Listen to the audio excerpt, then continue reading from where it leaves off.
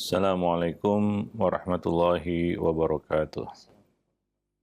Innal hamdalillah nahmaduhu wa nasta'inuhu wa nastaghfiruh wa na'udzu billahi min syururi anfusina wa sayyiati a'malina may yahdihillahu fala mudhillalah wa may yudlil fala hadiyalah. Asyhadu an la ilaha illallah wahdahu la syarikalah wa asyhadu anna Muhammadan abduhu wa rasuluh. Ya ayyuhalladzina amanu ittaqullaha haqqa tuqatih wa la tamutunna illa wa antum muslimun amma ba'du. Para pemerhati roja kaum muslimin dan muslimat yang dimuliakan Allah, alhamdulillah pada kesempatan pagi ini kita dapat bertemu kembali masih bersama buku Ada Apa Dengan Remaja, yang pada kesempatan pagi ini kita akan melanjutkan pembahasannya. Kita sampai pada pembahasan bab mengawal perkembangan remaja. Tentunya manusia itu melewati fase-fase kehidupan. Allah mengatakan la tarkabunna tabaqan an tabaq. Manusia, kamu akan melewati kehidupan ini fase demi fase. Artinya ada perkembangan yang terjadi. Demikian pula anak-anak kita. Mereka melewati fase-fase perkembangan itu. Ya, terutama anak-anak ya sangat cepat perkembangannya. Dan para orang tua wajib dan harus mengikuti perkembangan ini. Ya, karena ini berkaitan dengan bagaimana kita menghadapi, memberikan treatment pendidikan terhadap mereka. Ya, tentunya tidak sama ya menghadapi anak balita dengan para baligh. Demikian juga remaja dengan yang menjelang pradewasa. Ya, ada perbedaan-perbedaan di sana. Dan seperti yang kita telah jelaskan dahulu, bahwa Nabi juga memperhatikan fase usia anak. Anak umur 7 tahun diperlakukan bagaimana, kalau ketika dia sudah berumur 10 tahun bagaimana, ketika dia sudah menginjak remaja dan pradewasa bagaimana, tentunya tidak sama, ya, tidak sama antara menghadapi bocah, anak-anak dengan remaja. Demikian pula anak yang sudah menjelang dewasa, ya. Maka dari itu para orang tua harus mengetahui itu. Dan mengawal di sini maksudnya adalah memberikan pendampingan, ya, mendampingi, sehingga orang tua selalu hadir bersama anak, ya, mengikuti perkembangannya. Karena apabila terlewat ataupun terluput, ada satu bagian yang hilang nantinya, ya. Misalnya anak terluput pendidikan di masa prabaligh saja misalnya. Ini akan berpengaruh, ya. Karena setiap fase kehidupan anak itu pasti akan diisi. Dan orang tua adalah orang yang wajib ya untuk mengisi bagian-bagian dari kehidupan anak-anak tersebut. Kalau kita tidak yang mengisinya, maka mungkin ada yang lain juga akan mengisinya. Ya, maka dari itu perlu kita mengawal ya perkembangan anak-anak, terutama remaja. Remaja kita bagi kemarin menjadi 3 bagian. Fase awal remaja, masa puncak remaja, dan masa akhir remaja. Ya, dan itu tentunya berbeda-beda ya antara satu fase dengan fase yang lain. Nah, maka dari itu ya, kita membicarakan di sini bagaimana para orang tua mengawal perkembangan anak-anak remaja mereka. Apalagi hari ini, ya, perkembangannya sangat dinamis, ya, sangat cepat maksudnya, ya, sangat cepat, ya, karena faktor-faktor yang ada di sekitarnya, seperti yang sudah kita jelaskan. Ada fenomena ya anak-anak sekarang sangat cepat balighnya, gitu. Karena ada faktor-faktor yang mempercepat ya matangnya seorang anak menjadi remaja. Demikian juga anak-anak remaja, sangat cepat, ya. Nah, dan tentunya orang tua tidak boleh kehilangan momentum di sini, ya. Sehingga jangan sampai ada satu fase yang hilang, ya, lepas dari pantauan dan apa namanya, kita katakan pengawasan mereka. Wallahu a'lam bishawab. Nah, karena masa remaja adalah masa yang alamiah, ya, maka setiap orang pasti akan merasakannya. Kita juga dulu pernah remaja, ya. Cuma kita lihat anak-anak remaja sekarang berbeda. Dulu sepertinya agak natural, ya. Kita melewati masa remaja ya yang cenderung apa namanya, ya boleh dikatakan lebih lambat daripada perkembangan anak remaja hari ini yang sangat cepat, ya. Ya wallahu alam bisawab. Nah, demikian. Dan masa remaja adalah masa yang sangat menentukan, ya, dalam kehidupan manusia, ya. Masa yang sangat menentukan. Dia masa transisi, perpindahan, ya, dari kanak-kanak ke dewasa. Oleh karena itu ini sangat menentukan arah, ya. Yang mana orang tua tidak boleh meleng istilahnya di fase remaja ini. Kita tuh pernah sampaikan, ya, bahwa orang tua boleh menjadi teman bagi anaknya di usia 10 tahun ke bawah. Bocah, kanak-kanak, ya, balita, silakan orang tua jadi teman. Karena mereka memang butuh teman. Tapi ketika anak sudah menginjak remaja 10 tahun ke atas, balik remaja, pradewasa, kita tidak lagi berada di sampingnya sebagai teman, tapi memang murni sebagai orang tua. Ya, murni sebagai orang tua, karena dia perlu sosok orang tua di situ. Nah, demikian. Ya, maka dari itu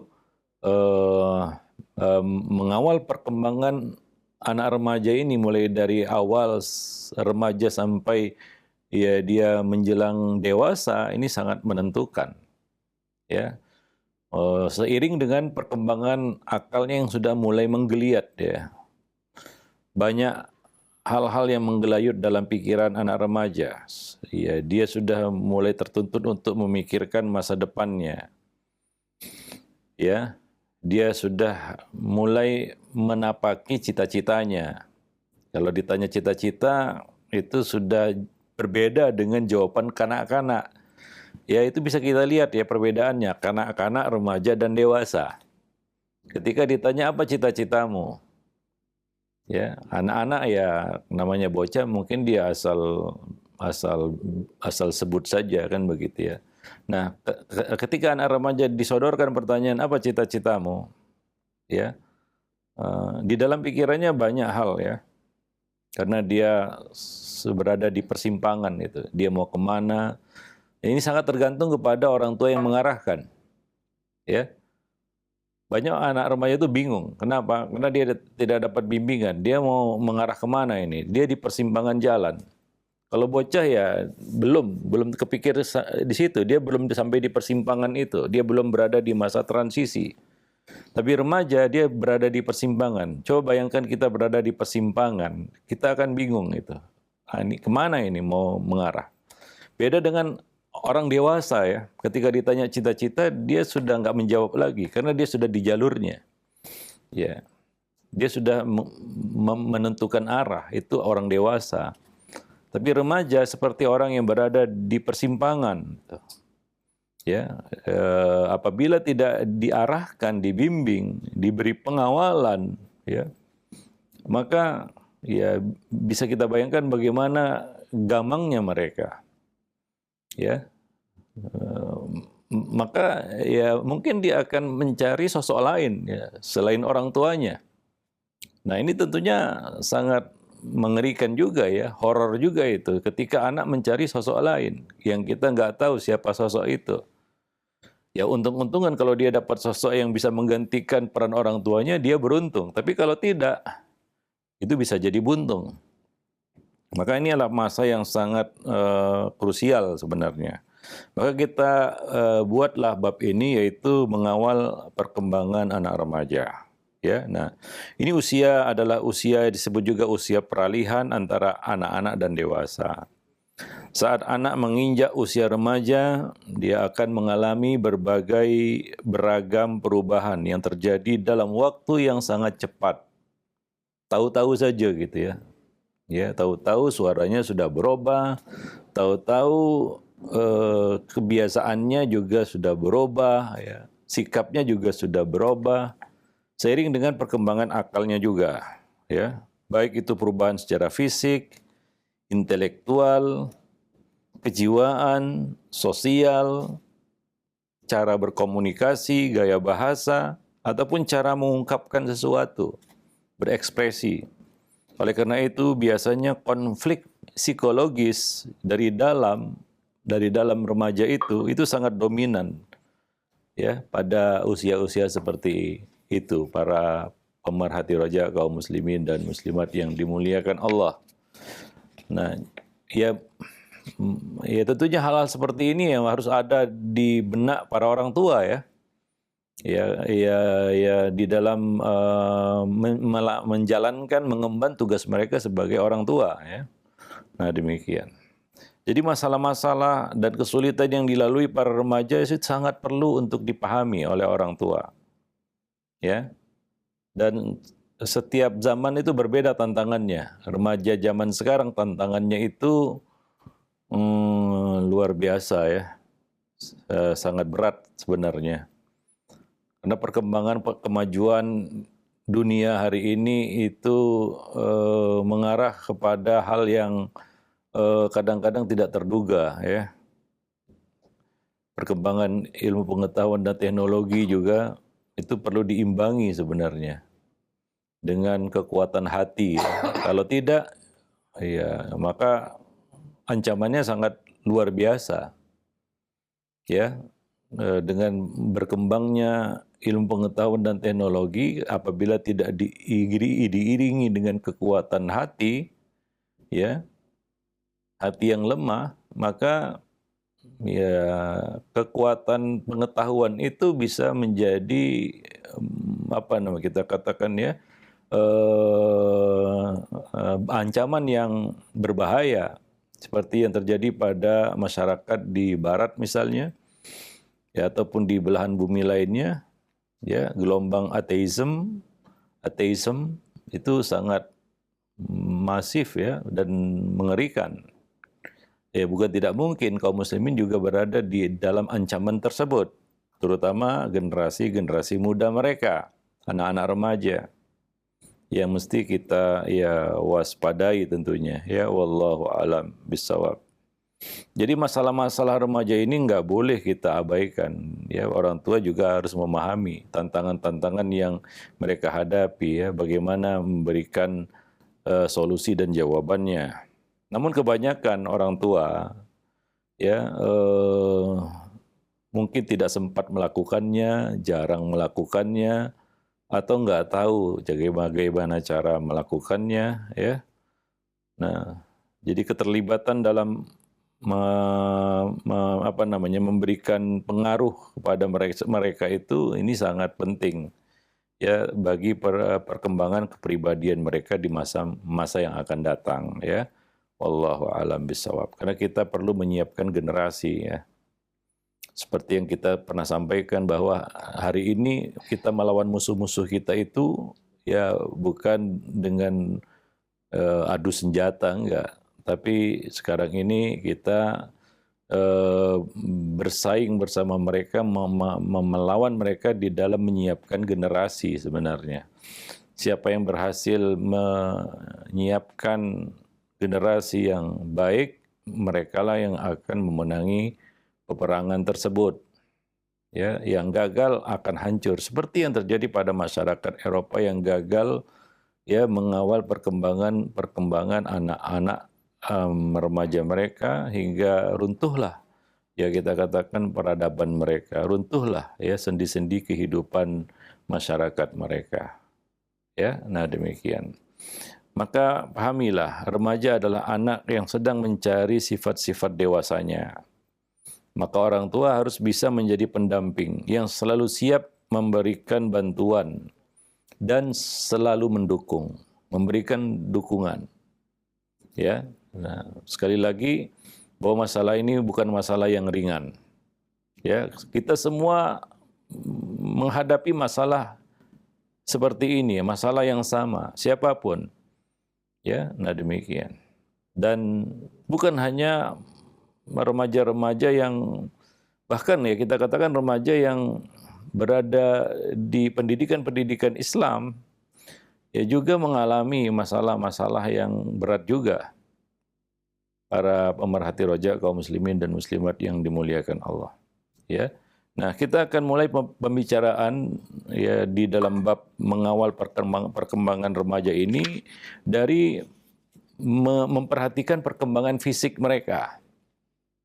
Ya, mengawal perkembangan fisik. Kita mulai dari situ. Ya, karena manusia terdiri dari dua unsur ya, jasmani dan rohani, fisik dan kejiwaan ya, yang berkaitan dengan kejiwaan atau psikologi ya. Ya, pertama adalah kita akan membicarakan tentang perkembangan fisik remaja. Memasuki usia baligh, ya, perubahan kondisi fisik seorang anak menjadi lebih sempurna. Ya, pada masa ini organ reproduksi anak menjadi lebih matang. Seorang anak memiliki hormon-hormon seksualitas yang akan mengantarkannya menjadi dewasa. Itulah manusia, ya. Ya, maka ada buku lain yang kita tulis yaitu memberikan judulnya adalah pendidikan seksual untuk anak dan remaja di dalam Islam. Karena ini adalah satu fase yang itu buku itu adalah bagian ya yang ya kita katakan secara khusus ya membicarakan tentang bagaimana mengawal perkembangan yang berkaitan dengan seksualitas mereka. Dan ini adalah suatu hal yang alamiah ya. Ya, kita semua juga mengalaminya ya masa-masa seperti itu. Atau disebut juga masa puber gitu ya. Kenapa ada istilah itu ya? Karena seiring dengan matangnya hormon-hormon seksualitas mereka, maka mereka juga mulai nampak malu. Itu dia ciri-cirinya ya, sudah semakin tinggi rasa malunya ya, sudah mengerti aurat lawan jenisnya. Makanya ketika anak-anak itu sudah mengerti aurat wanita, Nabi melarang mereka untuk masuk berbaur dengan kaum wanita. Ya, atau ya apa namanya, para banci ya. Nabi melarang mereka masuk bergabung dengan kaum wanita karena mereka ternyata mengerti aurat wanita. Itu salah satu tanda-tanda ya kita katakan berkembangnya hormon-hormon seksualitas pada anak. Ya, sudah muncul rasa malu. Sudah mulai mengerti apa nama kita katakan ya, lawan jenisnya, aurat lawan jenisnya. Ya, dan dia juga sudah mulai kita katakan mengurangi komunikasi-komunikasi yang tidak perlu. Ini seiring dengan perkembangan yang terjadi pada dirinya itu. Ya. Artinya di sini tidak, anak itu sudah tidak asal ngomong begitu. Kalau anak-anak kan asal ngomong ya, apapun diucapkan. Tapi ketika ini sudah mulai berkembang pada diri anak, muncul rasa malu, ya dia sudah mengerti lawan jenisnya, kemudian dia juga sudah memilah-milih kata-kata, ya. Tidak asal ngomong saja begitu ya. Nah, ini nampak dari situ. Wallahu a'lam bishawab. Pada masa inilah fisik seorang remaja berubah dari fisik anak-anak menjadi fisik manusia dewasa. Ya, ya sudah nampak kita katakan kalau dia laki-laki sudah nampak kelaki-lakiannya sangat jelas ya. Kalau dia perempuan sudah nampak ya kita katakan sisi femininnya ya. Ya, misalnya semakin besar jakunnya kan begitu ya bagi anak laki-laki ya, dan seterusnya. Wallahu a'lam bishawab. Rata-rata umur balik bagi anak perempuan itu adalah 12-13 tahun. Itu anak perempuan. Walaupun sekarang ini sebagaimana kita sebutkan, ya usia balik ini semakin maju ya. Ada yang 11-12 tahun sudah balik, bahkan ada yang 10 tahun langsung balik dia. Biasanya di atas 10 tahun itu ya. Nah demikian. Dan rata-rata umur balik bagi anak laki-laki adalah 14-15 tahun. Untuk masa sekarang ini lebih cepat, ada yang 12 tahun sudah balik, bahkan ada yang 11 tahun sudah balik ya, seperti yang kita sebutkan ya. Namun seiring berkembangnya zaman, penelitian ya menunjukkan bahwa anak-anak di era modern sekarang ini yaitu mencapai usia balik itu lebih awal, lebih maju. Ya, nah demikian. Wallahu alam bishawab. Karena tadi ya faktor lingkungan yang ada gitu, yang mendorong mereka ya secara fisik untuk balik, makanan, faktor makanan, gizi dan ya hal-hal yang mereka lihat yang memicu mereka untuk cepat balik begitu ya. Wallahu alam bishawab. Faktor tontonan juga bisa, apa yang dilihat ya. Nah, kemudian juga ya di sana juga ada faktor makanan, ya apa yang dikonsumsi ya. Nah, ya kita bisa katakan bahwa gizi itu kelengkapan gizi itu lebih baik hari ini daripada dulu mungkin ya. Sebagaimana disebutkan kita itu generasi singkong ya, mungkin sekarang generasi keju kan begitu ya, berbeda tuh ya. Nah demikian, wallahu a'lam bishawab. Nah, balik ini akan diiringi dengan beberapa perubahan secara fisik ya pada anak. Misalnya apa? Mimpi basah bagi remaja laki-laki dan menstruasi atau haid bagi anak remaja perempuan. Ya, remaja perempuan. Itu yang pertama ya jelas. Ya, secara syar'i itu adalah satu kaidah untuk menentukan anak itu balik atau belum balik. Yaitu apakah dia sudah mimpi basah atau belum bagi anak laki-laki. Kalau anak perempuan apakah dia sudah menstruasi atau belum. Itu haid atau belum. Yang kedua adalah pada anak remaja laki-laki, organ reproduksi bertambah besar sekitar 50%. Dan pada remaja perempuan, ukuran dada bertambah besar. Ini secara fisik yang nampak ya. Kemudian tinggi badan. Yang ketiga, tinggi badan bertambah. Bisa mencapai 10-20 cm selama 1 tahun. Maka jangan heran kalau tiba-tiba anak yang dulunya kecil tiba-tiba menjulang jadi seperti raksasa begitu ya. Orang tuanya aja terkejut gitu. Bangun tidur tiba-tiba anaknya sudah seperti raksasa begitu ya. Ya, apalagi sekarang sebagaimana kita sebutkan tadi ya, kelengkapan gizi itu lebih baik hari ini ya. Gizi itu lebih baik hari ini daripada dulu, makanan dan lain sebagainya. Itu juga berpengaruh ya. Wallahu a'lam bishawab. Dan berat badan bertambah lebih kurang 18-22 kilo. Yang dulu bisa kita angkat, bisa kita gendong. Nah, ketika masuk 10 tahun ke atas sudah berat itu. Gak keangkat lagi itu. Bisa encok, sakit pinggang kita angkat mereka. Karena bertambah beratnya.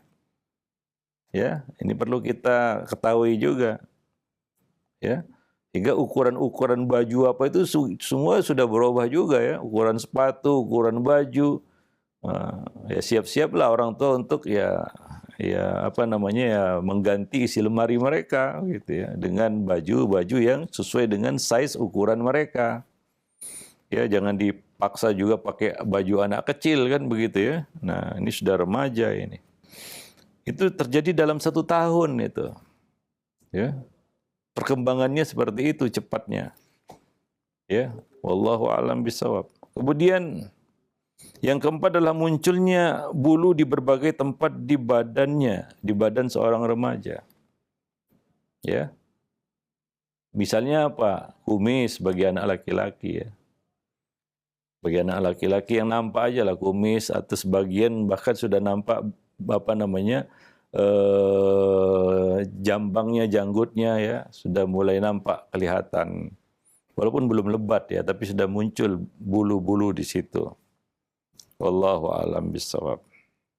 Bagi anak remaja ya perempuan itu sudah mulai nampak dari apa? Perkembangan rambutnya ya, sudah semakin lebat, ya, semakin apa namanya, semakin tebal ya.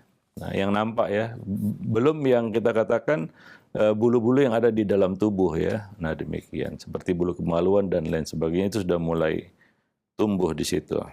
Nah, kemudian yang kelima adalah bertambah gelegarnya suara pada anak laki-laki. Ya, istilahnya sudah ya dulu cempreng, sekarang sudah ngebas. Dan ekspresi pada anak perempuan. Ya, kalau anak perempuan yang masih kecil, anak kecil perempuan belum ada ekspresi ya pada mimiknya, raut wajahnya. Nah, ketika dia sudah beranjak remaja, ini akan nampak ya kita katakan ekspresi yang berbeda ya pada anak remaja perempuan gitu. Ya, nah demikian. Wallahu a'lam bishawab. Dan ya, suara itu jelas satu yang bisa kita dengar ya, suaranya juga udah berubah. Enggak lagi suara bocah ya. Itu kan bisa kita bedakan, ini masih bocah, suaranya masih suara bocah dengan suara orang yang sudah mulai menginjak remaja. Yang keenam adalah bertambahnya kemampuan bergerak dan bertambahnya kemampuan merespon sesuatu. Ya, seperti gerakannya lebih cergas ya, lebih berenergi ya, tenaganya juga sudah mulai kelihatan. Demikian juga kemampuan merespon sesuatu, kemampuan beradaptasi, dan kemampuan berkonsentrasi. Ya, salah satu yang perlu kita cermati adalah kemampuannya berkonsentrasi. Ya, remaja itu sudah mulai nampak konsentrasinya di dalam misalnya menghadapi sesuatu. Ya, tidak bosanan seperti anak kecil. Karena anak kecil kan tidak bisa berkonsentrasi, memang belum waktunya dia.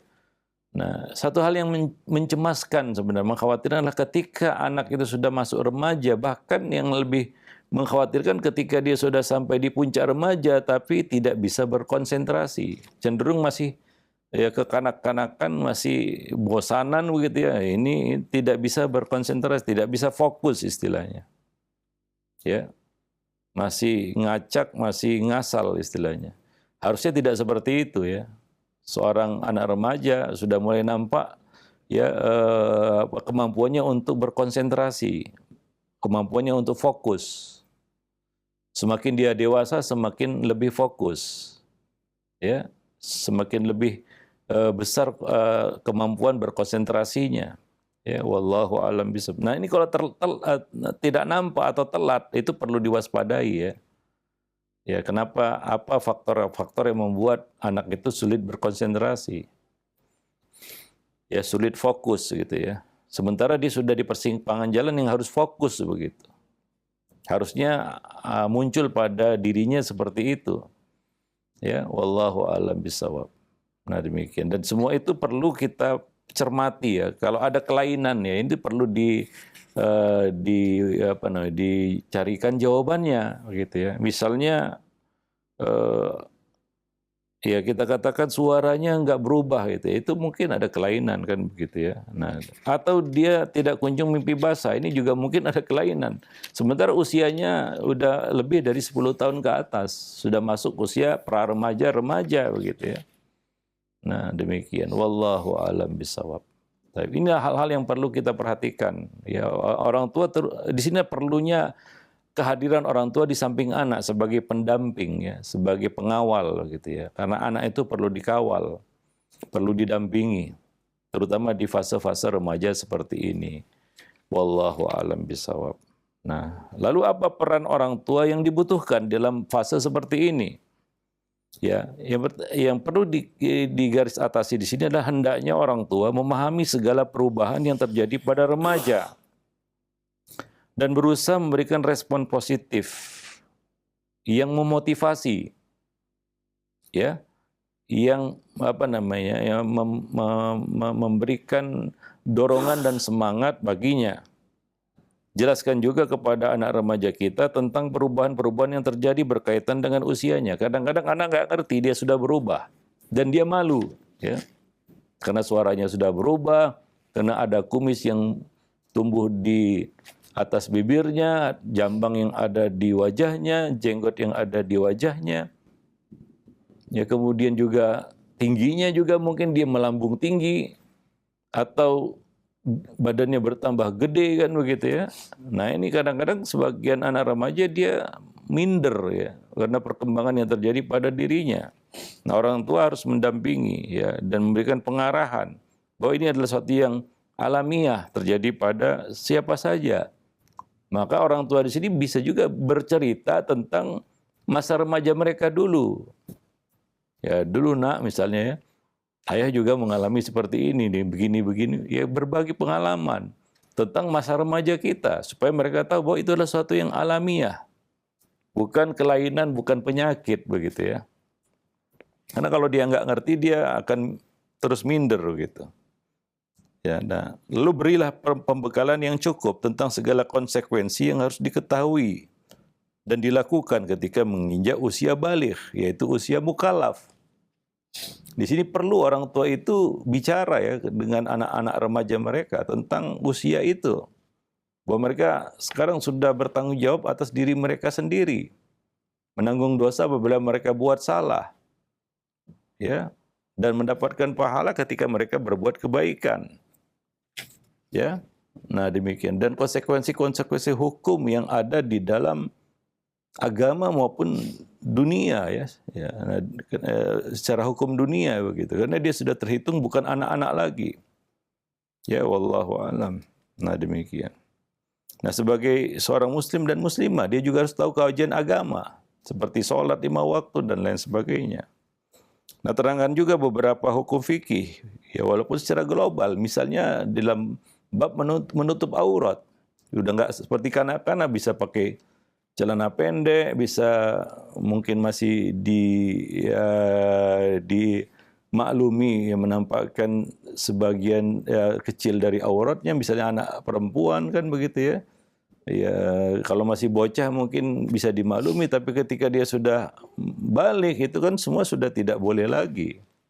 Nah, dan dia ya tentunya perlu mengetahui hal itu secara khusus ya. Biasanya guru di sekolah untuk masalah-masalah seperti ini agak segan juga untuk menyampaikannya.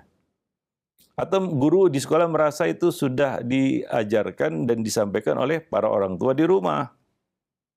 Ya, hingga mereka tidak menyentuh hal-hal seperti itu di sekolah. Ya, maka perlu di sini ya peran orang tua ya. Wallahu a'lam bishawab. Baik, demikian. Dan ajarkan juga keterampilan gerak untuk meningkatkan kualitas fisik mereka.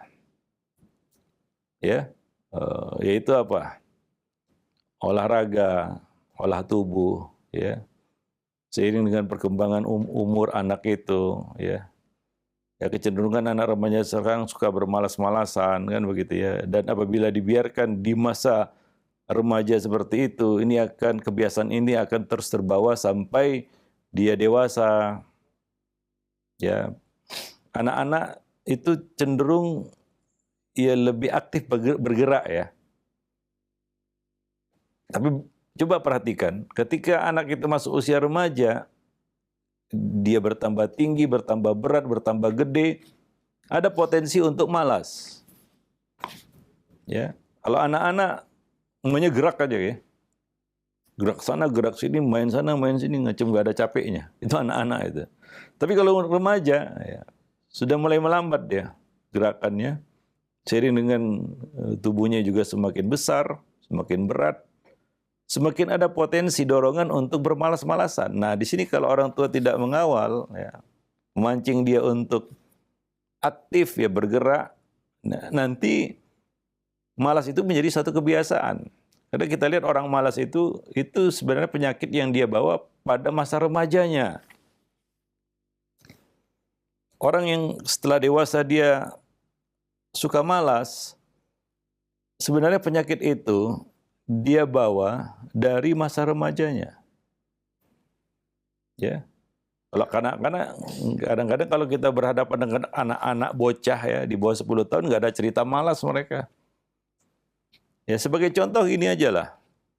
Coba lihat, perhatikan anak-anak kita. Ketika dia masih kecil, bocah. Coba ajak jalan-jalan. Gimana responnya? Wah, mau aja itu. Semangat mereka. Semangat. Ya, kemanapun ikut kan begitu ya. Bahkan marah kalau nggak diajak atau nggak diajak ikut misalnya. Itu anak-anak. Tapi remaja kadang-kadang sudah ditarik-tarik, dipaksa, mereka nggak mau ikut. Maunya apa? Malas-malasan di rumah. Ya, bersantai di rumah. Ya, nggak diajak pun nggak jadi masalah gitu ya. Nggak marah dia kalau nggak diajak.